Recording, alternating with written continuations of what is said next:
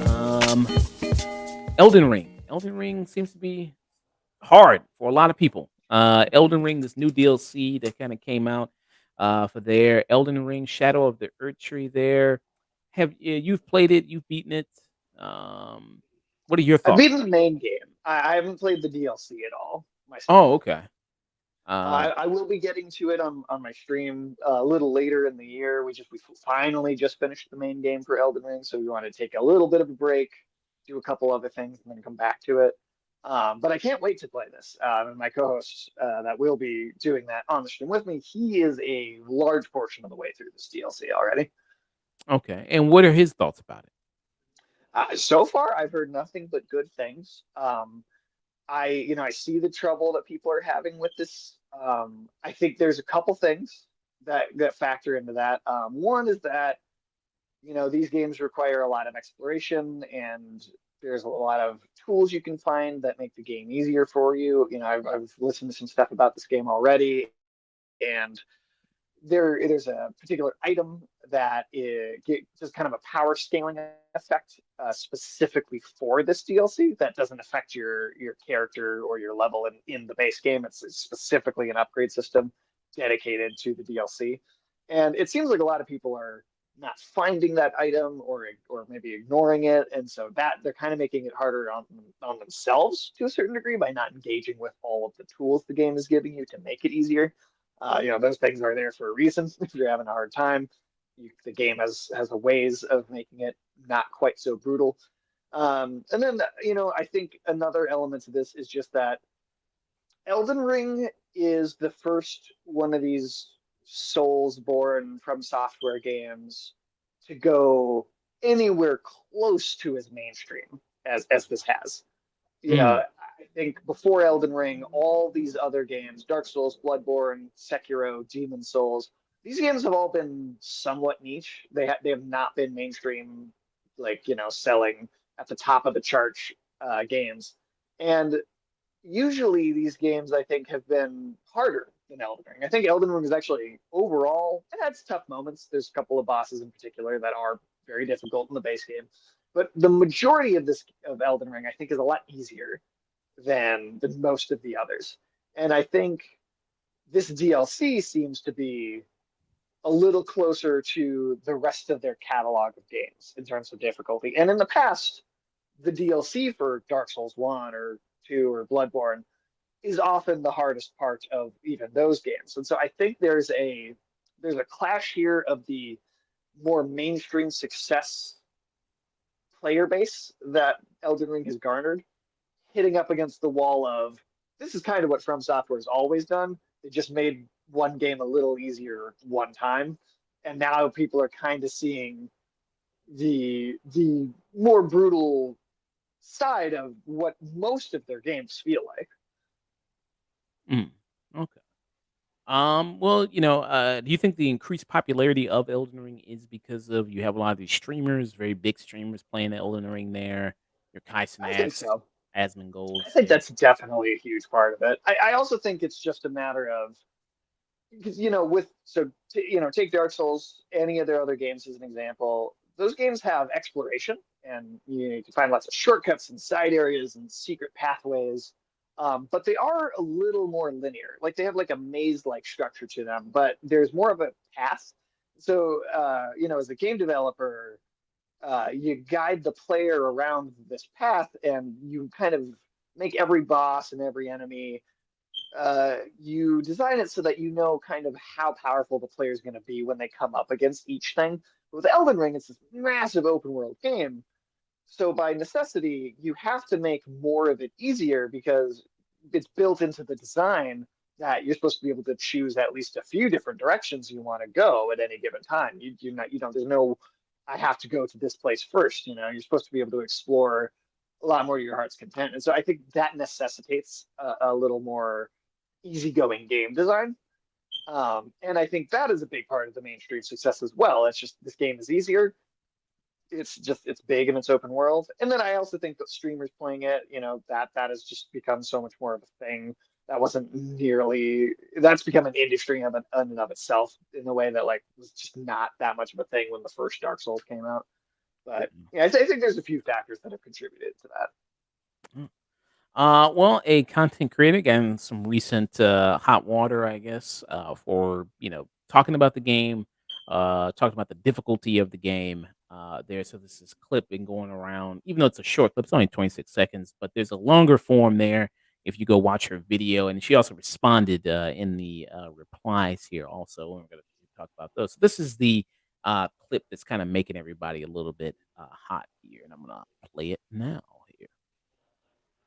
Is concerned. There are long-term disabilities, there are situational disabilities, there are temporary disabilities. It counts as a disability where a video game like Elden Ring is concerned if you have a kid. You have a 2-year-old, you're trying to play Elden Ring, you can't pause. That is a situational disability that you have, where the game not having the option for you to be able to pause, for example, is a hindrance for your particular disability a situation is concerned. So that's what she said there. So a very short clip there. And then this is Alana Pierce. Alana Pierce done a lot of things in the video game industry. She was part of the development team for God of War Ragnarok. She's a video game writer. She was part of the developer for Santa Monica Studio there. She's also a video game journalist. She worked with IGN for quite a bit of time there as well. So she's got very much in-depth knowledge of the video game industry, the inner workings of the video game industry, both inside and outside of it. And situational disability is a very much a video game, industry kind of term. There, from my understanding, that is used a lot there. She said in response, because it's the person who took the video says Elden Ring. He says in a sarcastic kind of quote here, Elden Ring needs to be easier because I have kids. Do you think she's the type of chick to park in a handicap zone because she thinks having kids is a disability? And then she replied with, I don't, I just do a lot of work in the accessibility space, and this is brought up as an example all the time. Then she also put, I don't have a kid. I'm not asking it to cater to me personally. Um, and then she says, yes, I'm the one making the drama. She put a dead kind of emoji there. What do you think about just what she said there? I mean, I don't think there's anything really wrong with what she said. I mean, like you just mentioned, that's a term that's been around a long time in like actual video game development. I think it's just a thing where people haven't heard that term thrown around, and so they hear it and they hear the word disability and they go, wait, what?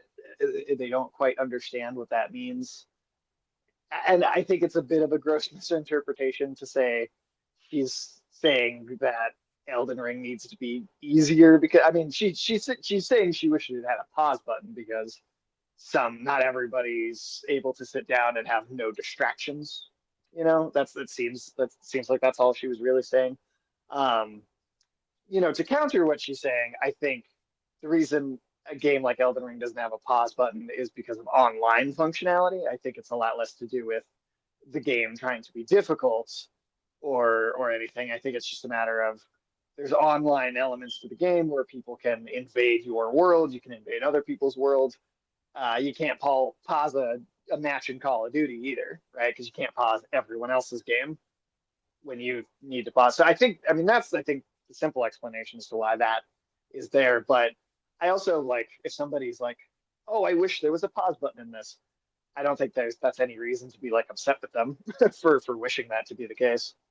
And then she further elaborated in this video here, just to further there. Disagree with that. Majority of that video is me saying, no, I think that you should get good. Like I did literally say get good in it. The second part of that video, I wanted to talk about something that I'm just going to give with more detail now about accessibility design and why when people talk about being against a game being accessible, I think it's really silly because accessibility is so much broader than just a guy in a wheelchair, which is what most people seem to think of when they think about accessible design. But when it actually comes to that design, it is much, much, much broader than that and will definitely apply to you at some situation in your life. So in this video, I was talking about that. I was saying when people ask for accessibility in games, they aren't asking for an easy mode because they also just want to experience the hard game. They're not trying to get it to just be easier. And I was saying, you know, accessibility design is so much bigger than people think it is. An example I used, and to be clear, I wasn't even advocating for this.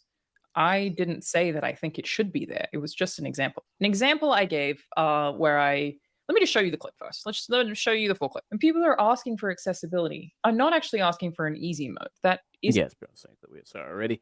But yeah. So she goes on. If you want to watch the video there, and this is her YouTube channel. If people are going to be checking it out here, you can watch her "Let Me Explain" video there, and you can watch the original video where the clip came from there. As well, I recommend checking that out if you can. But yeah, I mean, when these kind of conversations are brought up, because I remember what was the game that kind of got brought up of people saying that there should just be only an easy mode with it. There was the gaming journalist there who said that this game is just too difficult to play. You remember that? That was I mean, was it one of these From Software games I that think are it just might have known been for from being these From Software challenging? games, but just in terms of when people talk about these kind of games being too hard, there should be even something maybe below an easier mode there in terms of that, and then people kind of get mad there. Um, yeah, I mean, when she kind of hearing her more explain about accessibility settings there. Have you ever used like kind of some of those settings before there in gaming there? Relevant to you? I'm probably not most of them, but I mean, I do always have subtitles on because my hearing's not the best, and sometimes I'll miss them if I don't have the words on the screen too. So like, I mean, I think that counts, even if it's a small thing. Might not be one people think of as being that, but it is. Um, I mean, I don't really see much of an issue with what she's talking about. I think the only maybe counter argument that I think you could put out there is in terms of like the difficulty and having like difficulty options might just be, if a studio, if it's their art and they want it to be difficult, that's I think on the artist to make the thing and how they want to make it. But in terms of like, hey, this hard game could be super hard, but it'd be nice if it had a pause button. I mean, that seems reasonable to me. Like I said, that online functionality element, I think, gets in the way of that. I don't know how you kind of do both of those things at once, but just that simple kind of making it not an easier game, but an easier to engage with game seems like that's how I'm understanding what she's saying. But Yeah. So what I'm talking about, so it was a guy named Dean Takahashi here, and he had difficulty with Cuphead. He couldn't beat the Cuphead tutorial. oh, is that with the video where he can't get out of the tutorial? Yeah, he couldn't get Okay, well, out of that was a little sad to watch. I'm not gonna lie. it. And he tried for 26 minutes. He couldn't get. I was like, "Damn, bro." Um, Yeah, I think that might just be someone that's just. I mean, that seems like you just don't even know your way around a video game controller. and I mean, he's a gaming journalist, so I mean, presumably played other games before. Well, so maybe I think there's a thing though with a lot of game journalists are people who got a degree in journalism and then just are going to get a job in journalism, and that's what's available, and that they're not necessarily a fan of video games. I mean, I've listened to some game journalists that are like hardcore gamers, and they're not putting anyone down when they talk about these things. But there's one, I forget who it was, but there's one guy in particular who said that like a big event like Summer Games Fest, and was talking, he's at the table with all the other people that are invited to be there and to write articles. And there was like one person at the table that was like, it feels kind of weird because I don't know what anyone's talking about. I just like needed a job in journalism. So you said like those people exist where they're not necessarily video game fans. It's just, I mean, I don't know. Come on, look at that video. The instructions and the buttons are on screen with like entire descriptions under what button you're supposed to press. That one is a pretty. That's like the example in the other direction where it's like, all right, come on, we can't just make these things infinitely easier. Like it'd be one thing if he got to the boss and thought that was hard, but this is just a tutorial where he can read what he's supposed to do right on. I don't know, but I don't feel bad making fun of this guy. Yeah. Well, I mean, he did say so. This is the article he did right, but he said, "Hey, this is." I mean, he put it online. Hey, this is 26 minutes of shameful gameplay here, and he was laughing about it. He said, "Go ahead and laugh at my If expense he's got a there." good sense of humor about it, that's great. Yeah. So he did say that there, but yeah, I mean, the tutorial, like, come on, man, 'Cause I It's like, cannot get past the tutorial, man. Like, I understand the if boss. The you bosses are hard, yeah, like but if you have like like an accessibility setting that is reasonable, right? Like if somebody maybe their vision's not the best and they have a hard time reading those instructions, having that like talk to text thing, which a lot of games have, that's an accessibility feature that I'm like, well, that makes sense. That makes the game easier to engage with because that can tell you what the instructions are if you can't read them for yourself. But that's not the same thing as making the game easier, right? Like that's just making it easier to understand what the game's asking you to do to engage with it. Um, I've seen that video before and I've read that article before, and that guy didn't have like a vision based disability like that. He just seemed to not be able to read what even though he could read. So I don't know what was happening there. yeah. And then here's another article here that discusses game journalists, difficulty in gameplay and the accessibility of Sekiro: Shadows Die Twice. Of that. So you do have that there. But yeah, I mean, like you said, I mean, some of these, I mean, people think about when they talk about accessibility settings. I mean, like she mentioned in the video, some people think about just one thing here as far as disabilities go. But if you do have somebody who has maybe bad hearing or bad vision or maybe somewhat, bad motor controls, you can say that in fighting games, there's options to, simplify some of the combos there to do in fighting games. Mhm. Doesn't necessarily make you a better fighting game player because even somebody who is good at the game is still probably going to beat the person who, even who does the simplified combos there that you have. So I think that's one thing that you brought up, and she brought up that are very good there as far as expanding that. And again, this is optional, right? You don't have to use any of Mhm. the settings if you don't want to use any of the settings. And then even the guy who created Elden Ring said that I use every option available to make the game easier. Yeah. You know what I mean? He said that, so it's not like he's trying to do this, on super hard mode, super difficulty mode as well. He's trying to make it also a good experience to play there. Do you think a game it can be designed in a way that is so difficult for the player that it doesn't even come to being fun? You think that that's the case there? You know an example of that? Silver Surfer for the Super Nintendo, considered maybe the most difficult game of all time, is about an inch of space on the screen. At any given moment, you can be without dying. It is ridiculous. It's badly designed. I think I think difficulty can manifest itself because of bad design. 100% that happens. Sometimes things just don't work the way they do or the way that they're supposed to. Sometimes they're just not always good at making a game, and sometimes difficulty totally comes from that. I think to take from software games as an example, I think the thing about them is that they're designed in a way that is, yes, very difficult, but they're always well designed, even when they're very brutal.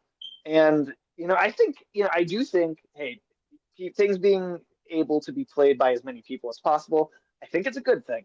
Um, I definitely do. I think the like I said, vision, hearing, those kinds of accessibility settings. But at the same time, I also think like if like Sekiro is an example, that game, there's a few ways you can make stuff easier. But like most of the Souls style games, you can kind of change your weapon, power yourself up, upgrade things, come back, try stuff, use different methods. Sekiro's a special example because it's just like there's kind of one way to do this: get good or stop playing it. And I think, well, yeah, that can be off-putting, and that means that game's not going to be for everybody. I think it's also okay if stuff isn't for everybody sometimes too. If an artist makes a piece of art that's just very niche and is very about being one particular way, I don't think that necessarily has to be made accessible to literally everybody. There's a balance there because you don't want to intentionally alienate people either, but sometimes it's just a piece of art is going to be better if it's true to itself too. Yeah. And if that makes its audience smaller, then so be it. You know, there's a lot of kind of niche films out there where maybe they're too maybe a horror movie is too scary for a certain number of people, and that's going to cut the size of its audience down. But you don't go in, edit the movie to have a not scary version for those people to watch either, you know? So I think there's a balance. You know, I think there's good accessibility settings, but I think sometimes people complain in a way where I think like they don't have a disability that they need help figuring something out with. They just don't want to put effort in, and they just want it to be really easy. And there are games that are like that too. It's not like those things don't exist or those experiences aren't there if you want to go find them. Um, I don't know, it's there's a delicate balance. I Yeah. think it's just a matter of it's a case by case thing, and you know, again, I think it's okay if not every piece of art is made for a universal broad experience that everybody can is going to love. I think that's just not how art works, you know. Yeah. And then you have, people like this who, this woman who plays Elden Ring with her mind. She uses brain waves to, play the game. And she beat the hardest boss, I think, in Elden Ring just using that. That's interesting. What device is this that she's doing this with? Like how Um, it's here, like a commercially available product. I guess we could play a little bit of the video here, I guess, there. You Do you wanna give it a try? start. You think? Do I have to plug something into my brain, or is it just a headset? Yeah, it's the Elon Musk, it's the, microchip he's putting in people Because there. I'm not doing that. And explain what this is, I what don't want to it end up like is those monsters. usually, because it doesn't usually look like this, and I think that's where a lot of the confusion is coming from. There's lots of different kinds of EEG, and technology Oh, has advanced EEG, that's what so it's called. far. Okay, EE interesting. EEG. I wonder how much EEG money scanner uh, sounds expensive. sounds expensive, yeah, let's see. Uh, okay, it says, yeah, it can range from $200 to over 3,000 depending on the number of Wow. Okay. factors, including insurance, coverage, location, and type of EEG. Hmm. Okay. So I don't know what the one she's using, how much that costs there. But yeah, so can have that. Ulysses said, "I'm bad at video games, and the solution in that Cuphead is painfully obvious." Yeah, yeah. Like, say, I mean, yeah, even someone that, you know, Ulysses is self-professed not the best at games, still looks at something like that and is like, all right, come on, man.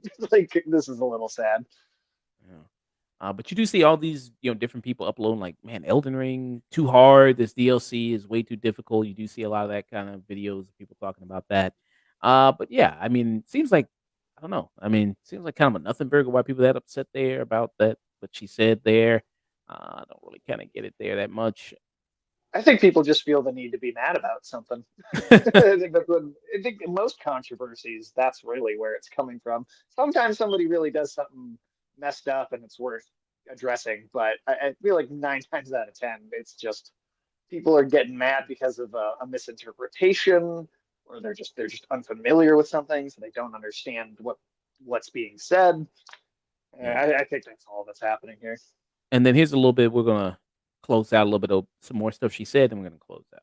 Design. There is permanent, which is the thing that I think most people think of when they think of the word disabled. Person who has one arm, somebody who is blind. Let me pull this up, literally just give you a direct example. This is from Microsoft Design Toolkit, and I'm sourcing them because they are the company that most of you will know the This is name of. kind maybe of basically kind of a little bit of what you said that you have, different kind of things here, people who, see, you know what I mean? Uh, Different kind of issues, like maybe somebody ear infection, deaf, so deaf, somebody who is deaf and still wanting to play the game. Obviously you need subtitles for those people who are deaf there because they can, I'm halfway to that, you so can find examples of this all over the place in this space. So we have permanent on this side, which is, for example, someone has a permanent disability, someone with one arm, someone who is blind, someone who's deaf, or someone who is nonverbal. Then there are temporary disabilities, which is like if you broke your arm, you broke your wrist, you have an ear infection. Then there are situational disabilities. This is example that's used here as new parent, a driver who is distracted, a bartender. I can explain the bartender one because people are confused about that as well. And I'm confused about the distracted driver. Why would you be playing video like distracted driver? What's that mean? Like, yeah, I don't. Yeah, are people playing? I mean, people do love to get on their phones while they're driving, so and they have been starting to put bigger and bigger games on mobile. So maybe people are sitting playing Resident Evil while they're driving their car. Like bartender, like I mean, I think more is the distracted driver. What's that mean? Hold on. Heavy accent. People Yeah, are also I'm reacting not to the heavy clear. accent one. So let me explain what the situational disabilities mean here. Maybe an app can't understand your voice because you have a heavy accent. That is considered a situational disability. You are disabled. You are unable. You cannot proceed through whatever software or whatever task you are trying to complete because of something that is situational to you. And it is situational also to the context of that game. Like the situational here means having a heavy accent is not considered a disability in layman's terms. You would not be called disabled all over the world. None of these things are like, if you have a heavy accent, you're disabled. It's not that. It's just the situational disability in terms of design is that you are disabled from using the interface in the way that a user should be able to because of your situational disability. That's the term. The bartender example here is referring to a really loud environment. So if you are somewhere loud, they could also use music festival, but they're just using someone who functionally regularly works in a certain environment. So if they're in a loud environment and they can't hear a particular thing on whatever app, whatever interface that they are trying to use, the accessible design would aim to alleviate that situational disability. It's not saying bartenders are disabled in the way that the public associates the term disabled. I feel like distracted driver is pretty obvious. The new parent one, the example I don't that think so. used, Yeah, I was like, I get okay. So if this is okay, so this is a Microsoft design toolkit, right? That she's pulling up Okay. here, and Yeah, then so it seems like it's relating to other things other than just video games. It seems like there. sure. So, yeah, I guess Maybe so. that's in reference to like, yeah, I'm still having a little trouble piecing that together exactly. So I guess let me see. What would be distracted driver? Um, situational awareness there. It says so situational awareness while driving is being aware of the entire traffic. Oh, let me see. Distracted driver, situational disability. That's what I want. 'Cause, yeah, huh? It seems like people being upset about that term. It seems like it's a misinterpretation of it. Like they are thinking of like like kind of how you colloquially and casually might use the word disability in a conversation. Whereas if you really listen to what she's saying, it sounds like she's using it in a more clinical, scientific, like literal etymology root of what the word means sense, where it's altered in its meaning, right? In that particular context, which I mean, that's what people are allergic to on the internet is context, right? So Yeah. I mean, here's the where she pulled it from, but I'm not seeing like an explanation exactly of like why the well, I'll put out distract. my own PSA here. Don't play video games while you're driving. Just that's stupid. Don't do it. Yeah. Okay. Well, yeah. I hope it's not like a product of the Nintendo Switch being an on-the-go system. which again is fairly commonly used. I didn't invent the term, it's been around for a really long time. Is if you're a parent, you're trying to play a game like Elden Ring and you are halfway through your boss fight and your kid runs across the floor and does something dangerous, you have to drop the controller and go and get them. That would be considered a situational disability, in that situation, you are unable to complete the task that you are trying to complete because of something that happened to you situationally. You have been disabled from completing the task. Yeah. So yeah, she kind of like I said, explains it more, breaks it down there of the term of how it's used. Like I said, more of a clinical kind of way of it, the way it's kind of used there. I mean, I think if a kid, I mean, if in the situation, I mean, I guess a better situation for her to describe if like the kid was crying and you had to like go to the kid. Not necessarily a kid is crying doesn't mean that it's like an emergency that the kid is crying that you necessarily Right. need to do it, but you could just go like, okay, well, I need to go do that and then pause it and then go do it. But if a kid like ran Right. across and like smashed his fucking head against the wall, obviously that's more of a serious thing that you would just drop the controller, period. I mean, it doesn't matter if you Yeah, at pause that it or not. point, like, who gives a shit about the game, right? Yeah, unless you really care about beating the boss. Like you're like this close, like bro, like kid, your kid is bleeding out on the fucking ground on the carpet. It's like, And hold on, Timmy, we'll go to the hospital in a minute. yeah, you don't understand. I've died already 50 times on this boss. I'm so close. But so I guess that would probably been a better example there to use. But Yeah, I mean, so good for her. I learned something about all these kind of different things here. The terms that are used there in terms of temporary. I mean, you kind of already know as a person. The main of people just you know, it takes a little bit to just think a little bit harder about it. If you think like, yeah, broken arm, you're disabled in that moment. You're not permanently disabled. You're just disabled in that Right. moment. Limited ability if you like, twisted your ankle or something like that and you had to walk on crutches. In the examples like ear infection. If you have an ear infection, obviously that limits your hearing to a degree if you have a really bad ear Mess with your balance too, and yeah. yeah, laryngitis is also mentioned here as well there, so that kinda messes up, because some of these, allows you to speak into the controller, some of them kinda want you to do that as well, and then if you I have played at least one game in my life that you couldn't even finish if you weren't able to do that. So yeah. So yeah, obviously a lot of those things kinda come up, in terms of games there, so it's not about just making games easier or trying to make them, dumb it down for people, it's like some people need, a little bit of those extra things when it comes to video games. So yeah. Yeah, that was our news topic there about Elden Ring and situational disability.